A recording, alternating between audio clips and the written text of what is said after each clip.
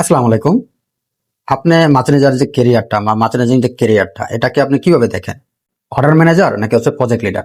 দেখেন, আপনি যদি অর্ডার ম্যানেজার হিসেবে দেখেন বা সেলস এর চাকরি হিসেবে যদি এরকম চিন্তা ভাবনা থাকে, তাহলে কিন্তু আপনার জন্য মার্কেটিং করাটা খুব কঠিন। কারণ একটা ম্যানেজার শুধু বিক্রি করে না, প্রথমত বিক্রি করে, বায়ার খুঁজে, বায়ারকে সোর্সিং করে, বায়ারের কাছে প্রোডাক্ট থেকে অর্ডার নেয়, বায়ার থেকে অর্ডার নেয়, দেন হচ্ছে কি করে, বায়ারকে টাইম মতো সেম প্রোডাক্টটা সেম কোয়ালিটি প্রোডাকশন করে দেন হচ্ছে আবার বায়ার কাছে পাঠায়।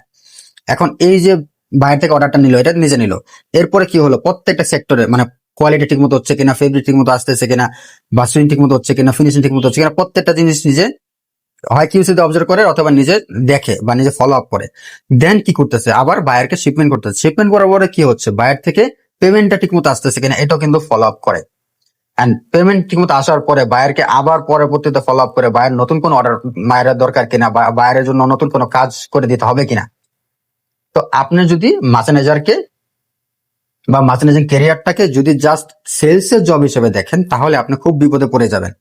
আপনাকে এটা দেখতে হবে একটা প্রজেক্ট, যে একটা অর্ডার একটা প্রজেক্ট। আপনি একটা প্রজেক্ট ম্যানেজার হিসেবে যদি চিন্তা করতে পারেন, তাহলে আপনার জন্য ম্যানেজিং ক্যারিয়ারটা খুব সহজ হয়ে যাবে। সকলের জন্য শুভকামনা।